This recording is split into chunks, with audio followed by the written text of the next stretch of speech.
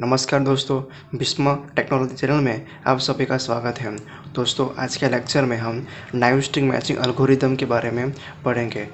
ठीक है, जो कि वो एल्गोरिदम जो है वो बेसिकली स्ट्रिंग मैचिंग के लिए बनाया गया है। ठीक है, जब हम डीएनए सैंपल करते हैं, ठीक है, डीएनए एक यूज़र का और दूसरे यूज़र का डीएनए हम मैच करते हैं, तब ये एल्गोरिदम हम यूज़ करते हैं। उसी तरह कोई वेब सीरीज़ में आपने देखा होगा कि कोई क्रिमिनल का डेटा और कोई यूज़र का डेटा जब मैच करते हैं, उसमें भी ये एल्गोरिदम इम्पोर्टेंट माना जाता है। ठीक है, तो सबसे पहले हम एल्गोरिदम के बारे में देखेंगे।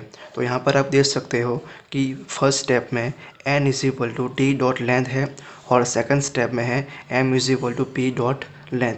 इसका मतलब क्या है कि यहाँ पर आप देख सकते हो कि मैंने यहाँ पर लिखा है text is equal to ABC DB DC and pattern मैंने यहाँ पर लिखा है BDC।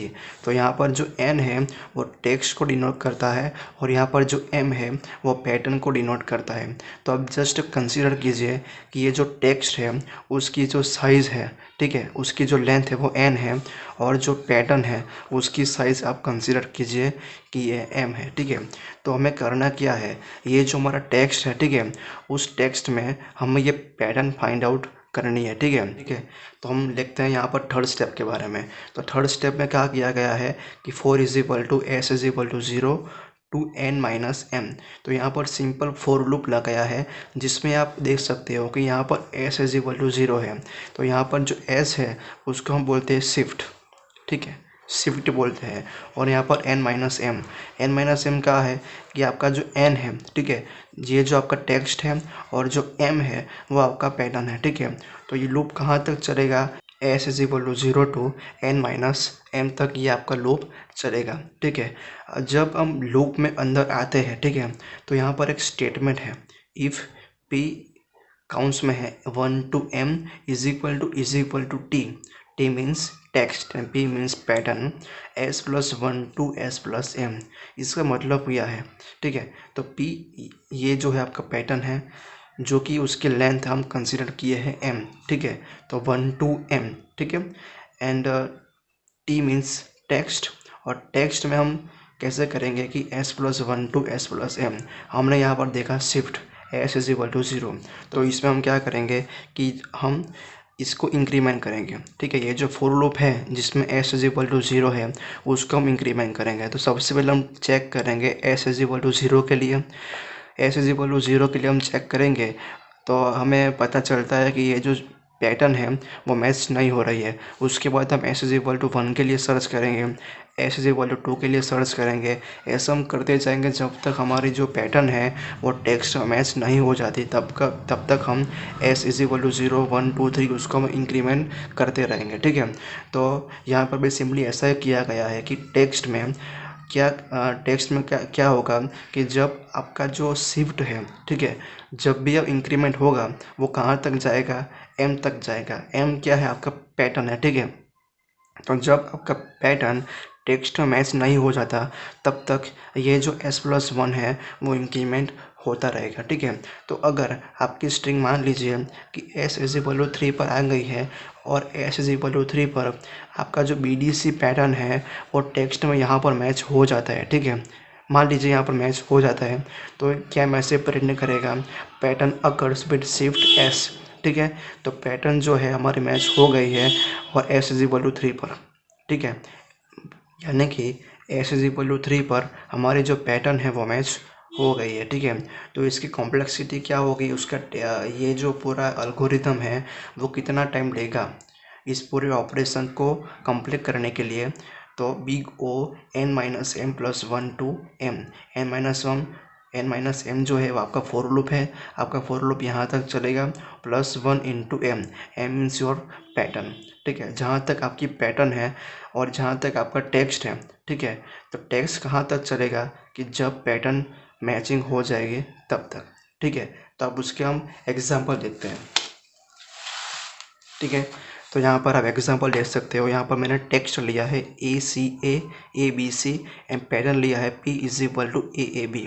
हमें करना क्या है, ये जो AAB जो है हमें टेक्स्ट में मैच करना है। ठीक है, हमें मैच भी करना है और हमें फाइंड आउट करना है कि किस जगह पर यानी कि किस शिफ्ट पर हमारा जो पैटर्न है वो टेक्स्ट में मैच हो रहा है, हमें ये भी फाइंड आउट करना है। ठीक है, तो सबसे पहले मैं यहाँ पर लिख लेता हूँ T is equal to ABC and P is equal to मैं लिखता हूँ ANB।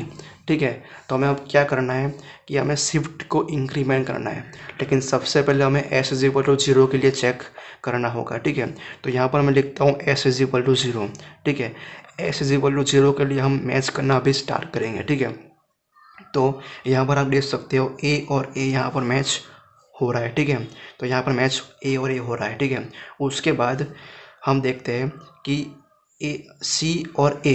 ठीक है, A मैच हो गया, उसके बाद हम C पर जाएंगे। ठीक है, तो C और A मैच हो रहा है तो नहीं हो रहा है। ठीक है, अभी जो नहीं हो रहा है, ठीक है, तो S इज इक्वल टू 0 के लिए A टू A मैच हो रहा है लेकिन C टू A मैच नहीं हो रहा है, तो हम क्या करेंगे, हम इसको हम इंक्रीमेंट करेंगे S इज इक्वल टू 1 के लिए, और हम A को जो है वो अभी इग्नोर करेंगे।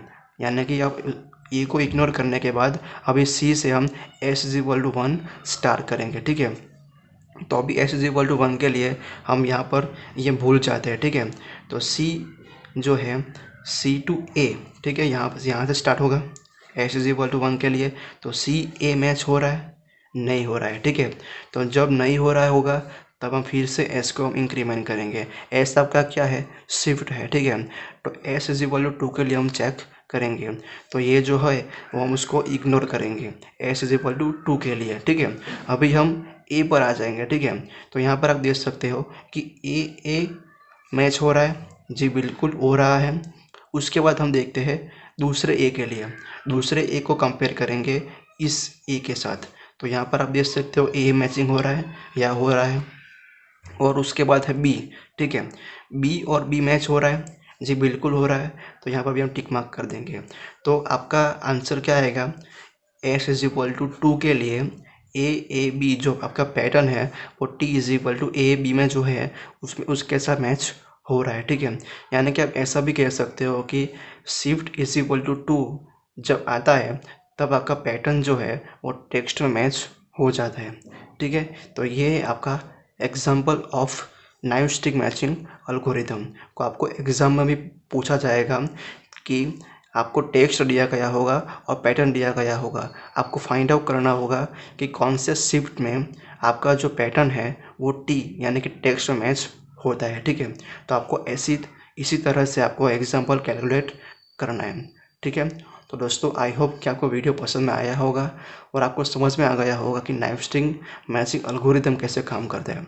ठीक है, तो दोस्तों आने वाले लेक्चर में हम रैपिंग कर्व एल्गोरिथम के बारे में पढ़ेंगे। तो दोस्तों आपको वीडियो अच्छा लगा हो तो please like share and subscribe जरूर कर दीजिए। Thank you.